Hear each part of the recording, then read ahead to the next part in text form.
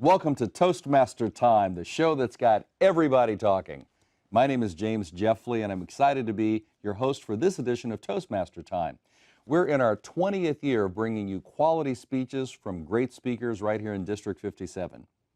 As in a regular Toastmasters Club meeting, we're going to feature prepared speeches along with evaluations to help our speakers grow.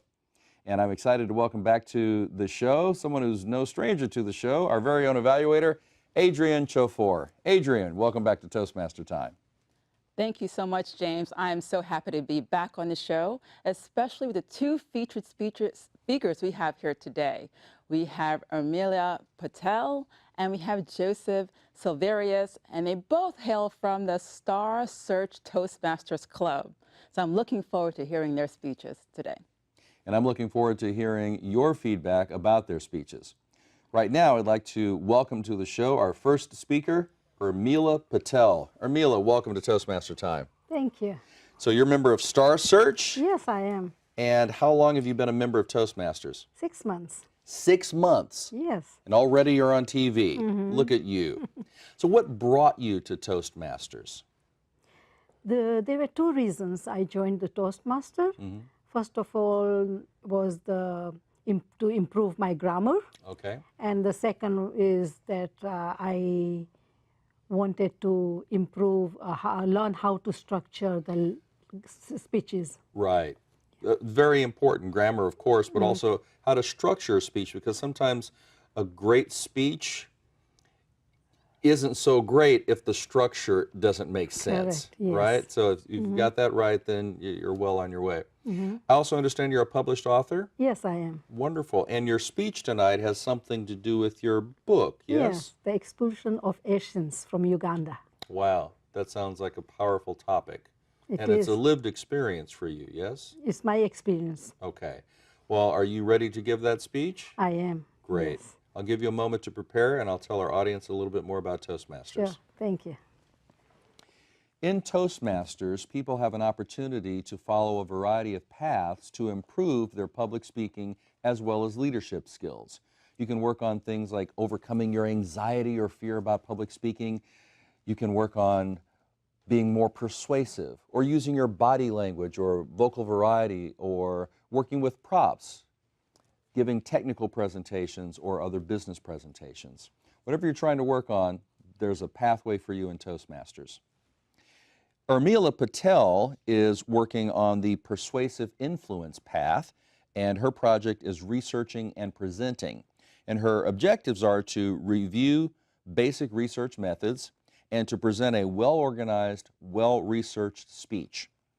Tonight, she's going to be talking about her life in Uganda before Idi Amin, her escape and the struggles she went through as a refugee, and how moving to different countries has helped her see life beyond herself. Urmila Patel, Expulsion of Asians from Uganda. Expulsion of Asians from Uganda, Urmila Patel. I was born in a Hindu family. When I was a toddler, my parents moved to Uganda with me and my eldest sister. My father was a teacher and my mother a housewife. We lived in a place that seemed like paradise, with its mountains, lakes, forests, and jungles. We children played everywhere, in the town, on the roads, and even at the entrance of the forest. We didn't fear, nor did our parents fear, that one of us would disappear. The natives were loyal and innocent, and we felt safe. We embraced Uganda to be our home, not knowing what was to happen. When the vicious dictator Idi Amin seized power, we had to leave. My mother fled with me and my siblings to India, leaving our father behind. As a teenager, I was torn apart. Since then, I have lived in various different countries. I did not like living in India because of various reasons. We were too innocent and trusted everyone. Second, the buses and the trains that came were all overcrowded, that it was not easy for us to step on the buses. The third one was the weather. the extremely hot summer dry temperature, 120 degrees Fahrenheit. It was unbearable. But there was something special about this land, the essence of spirituality. It was so powerful that it helped us overcome our struggles. The early morning aarti, chanted in the temples, helped us divert our minds from the worries of our father not being alive. It also strengthened us. We lived in India for almost 2 years before reuniting with our father, who was brought with other refugees to a refugee camp in Belgium. There were 400 refugees brought to Belgium. At first, those people struggled a lot. Coming from the equatorial weather to the extremely cold winter weather, it was as if they were dropped in an ice-cold chamber. With this was the language problem. In those days, the Belgians did not speak English. It was hard for the refugees to communicate with them.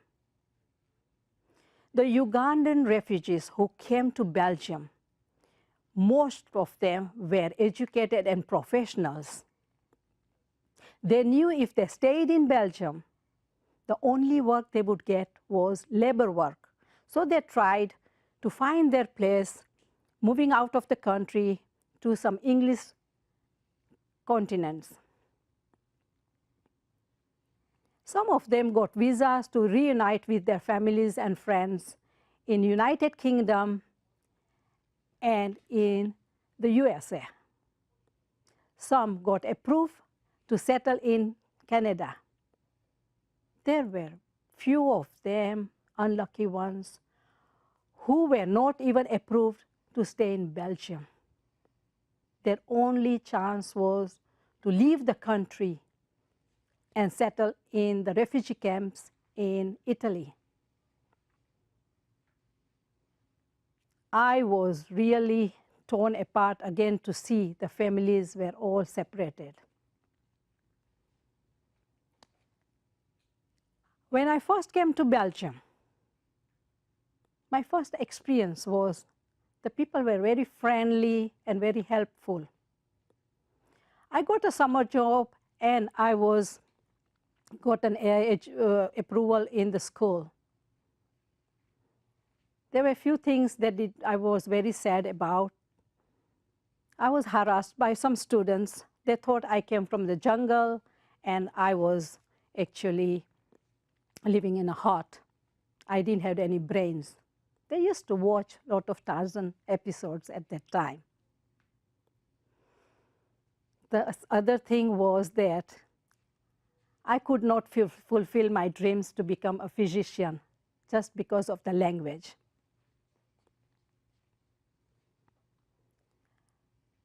As time went by, I connected with the East and the West culture.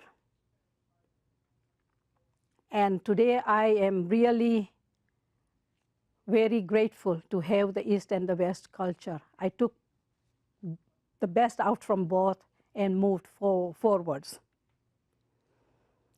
Here is the synopsis from my book.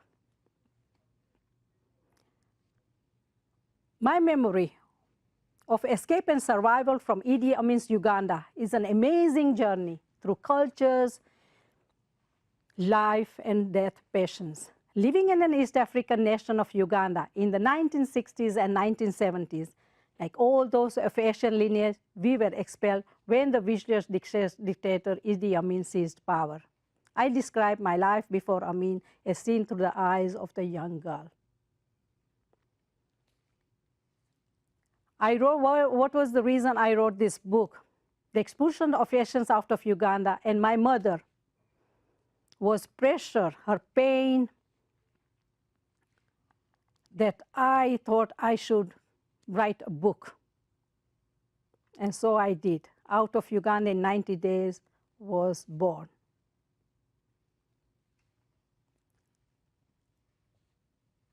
I was told that this book was a stepping stone for you, and it certainly is. The book led me to become a Reiki master and a yoga instructor. Here I found my life's purpose. The pain I have been living for many years, not being a physician, was finally over.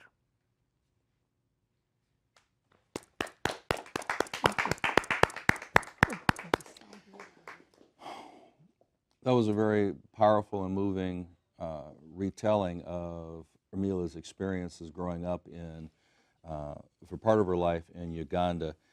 And, you know, her path was about persuasive influence, and the project was researching and presenting. And what really struck me is that one doesn't have to Google a lived experience. And so this is something that she experienced firsthand, and so the memories are very much alive in her. Adrian, what did you think of Urmila's speech?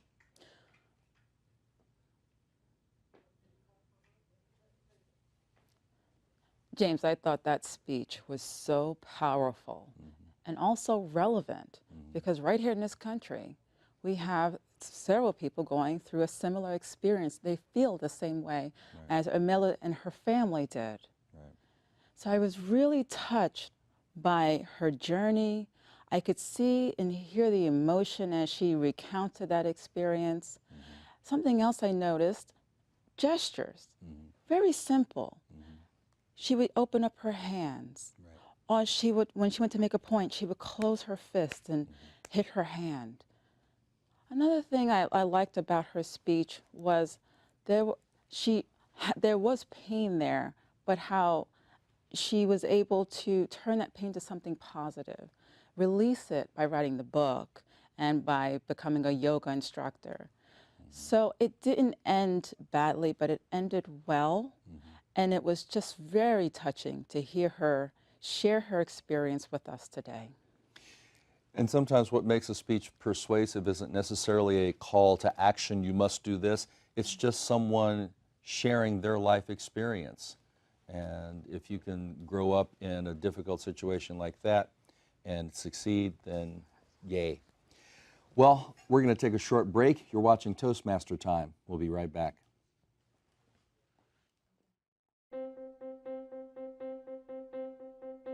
Name an effective political leader in history who couldn't speak well. Mr. Gorbachev, tear down this wall. There aren't any.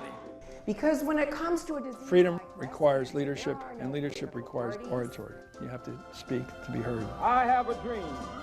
It's all about personal growth and guts. Never give in. Never, never, never.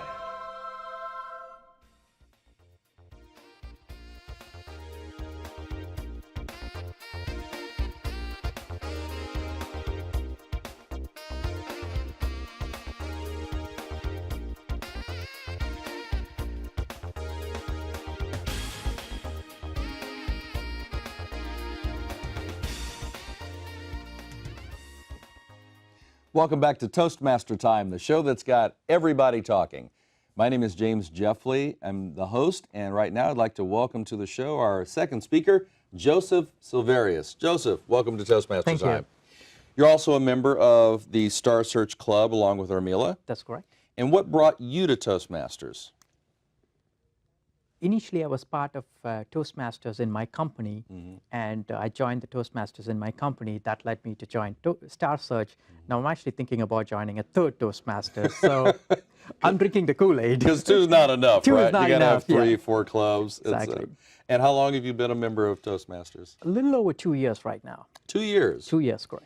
And what's been the most important lesson for you in that 2 years experience so far? I would point a couple of things that are important for me. One is the ahs and ums when we are speaking. It's something that I never noticed before, and I started noticing it and making sure that I don't use it in my speech. And the second thing, which is very difficult for me to do, is including pauses in your speech. I'm still struggling a lot with that one. Yeah. To make the speech more powerful, I'm still struggling there. Those are the two things that I'm learning And I don't think it stops. Tomorrow, if you ask me the question, I'm going to have something else to tell you. So this goes on, the learning process goes on. There are people who have been in Toastmasters for decades, and they're still learning and still growing. Exactly. And I love the two things you mentioned, the uhs and the ums, those filler words. They can make your speech less effective, and having the right pause at the right time can add that little extra bit of oomph to your speech to give it power and punch. Yeah. Are you ready to give your speech? I'm ready. I'll give you a moment to prepare, and I'll tell our audience a little bit more about Toastmasters. Thank you. Toastmasters is a worldwide organization that is dedicated to helping people overcome their anxiety about public speaking, improving their public speaking and platform skills, and developing good leadership skills. We have about 16,000 clubs in 142 countries around the world with about 350,000 members. So if you want to work on your speaking or your leadership, I'm sure there's a Toastmasters club near you. Joseph Silverius's project is from the Competent Communicator Manual, and he's working on the Persuade with Power project.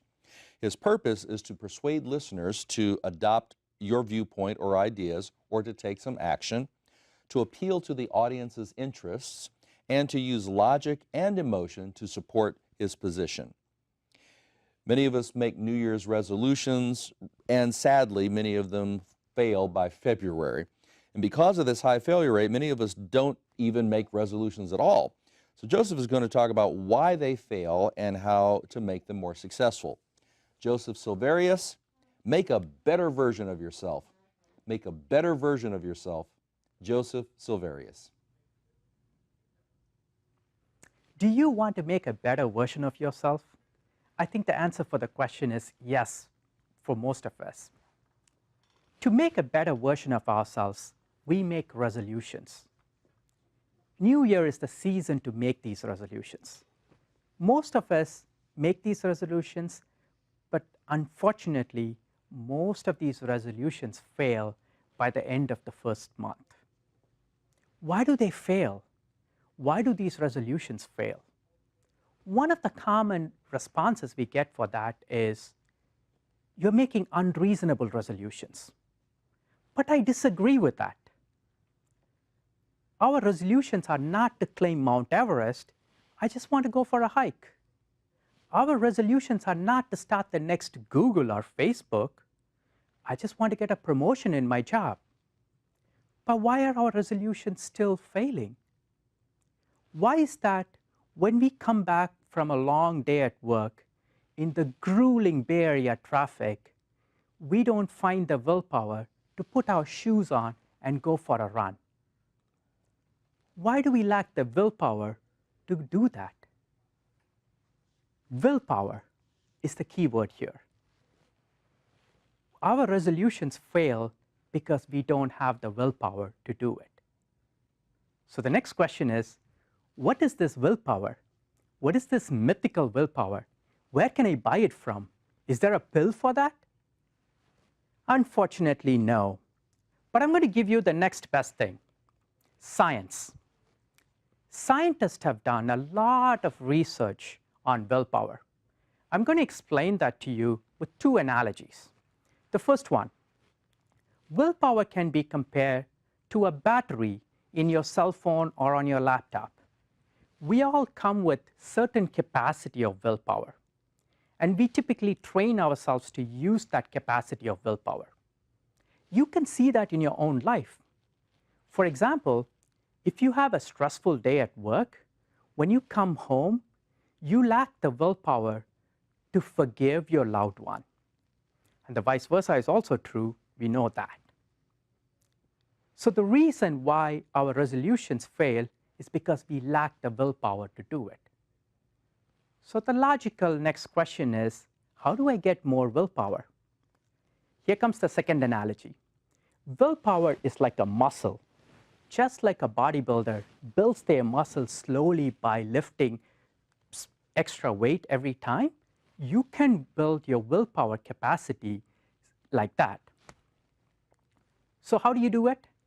Basically, break your resolution into smaller pieces and do one piece at a time. Let me explain that with an example. Let's say we want to wake up early in the morning and exercise for 30 minutes. We all know how difficult that is to do. So break that into smaller pieces. To wake up and exercise for 30 minutes in the morning, you need to wake up 30 minutes early, which means you need to go to bed 30 minutes early. So the first mini resolution that I would take is go to bed 30 minutes early. Do that for 2 or 3 weeks. What you're doing there is you're building your willpower muscle. As you do that for 2 or 3 weeks, your muscle has gotten bigger, your willpower capacity has gotten bigger. Now, wake up maybe 15 minutes early or 30 minutes early. Do that for 2 more weeks. Then go for a 5 minutes run. Then go for a 10 minutes run. So slowly keep building this one up. This is going to take maybe 2 months or 6 months before you actually do your 30 minutes exercise. But let me tell you this, when you do this after 3 months or 6 months, your willpower capacity would have gotten bigger to accommodate that, and you will be exercising in the morning similar to how you brush your teeth or take a shower in the morning. To summarize, we all have certain capacity of willpower in us. And if we don't have the extra capacity to accommodate the resolutions that we make. To increase our willpower capacity, need to work it like a muscle. Break your resolution into smaller pieces and walk, not run, towards your resolution.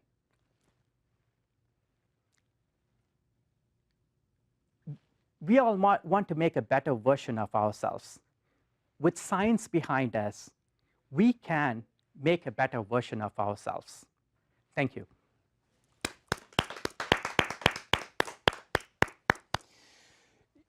He actually made that digestible for me. I feel like I want to start walking towards one of those resolutions I probably burned up by the end of January. It feels approachable. How did you feel about Joseph's recommendations, Adrian?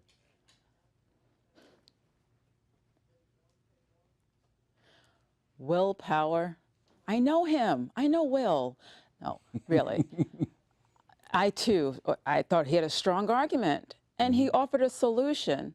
And we know that anecdotes and illustrations and analogies really help to bring home a point. And I like the analogy he used about building good habits is like building muscle.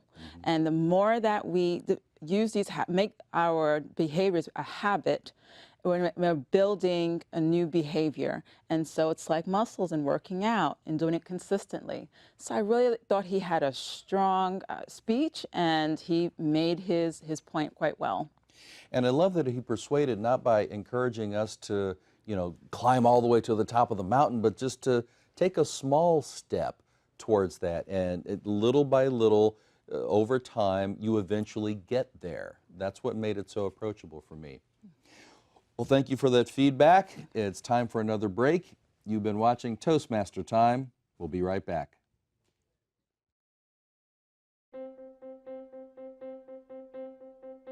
Name an effective political leader in history who couldn't speak well. Mr. Gorbachev, tear down this wall. There aren't any. Because when it comes to a disease, Freedom requires leadership, and leadership requires oratory. You have to speak to be heard. I have a dream. It's all about personal growth and guts. Never give in. Never, never, never.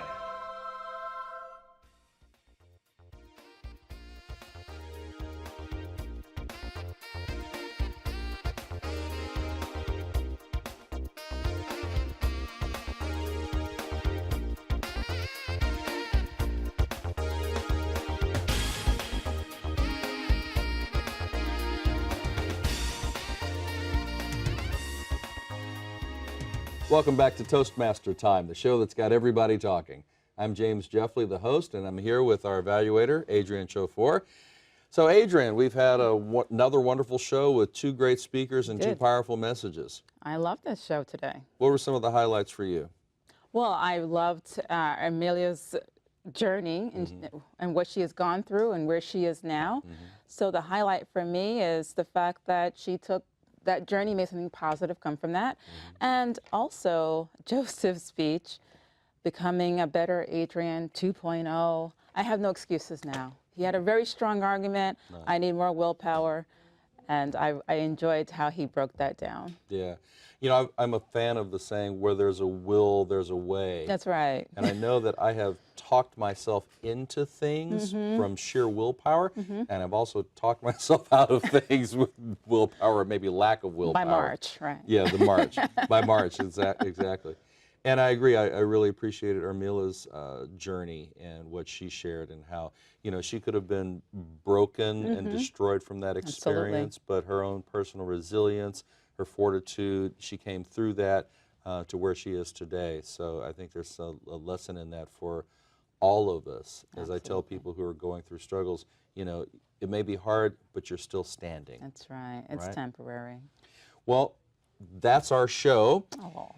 You've been watching Toastmaster Time TV. We are a production of District 57 Toastmasters here in Northern California. To learn more about the show, you can visit us on the web at toastmastertime.com.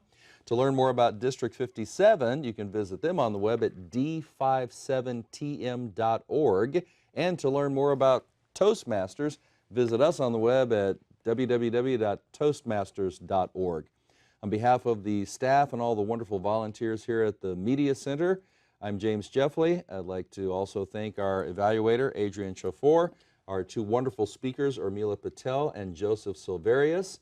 And to all of you out there, join Toastmasters, keep watching the show, and keep talking.